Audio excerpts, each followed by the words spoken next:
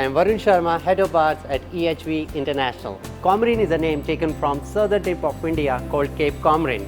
Comorin is our modern Indian style restaurant where we are serving food from different parts of country with craft cocktails which are inspired from Indian ingredients.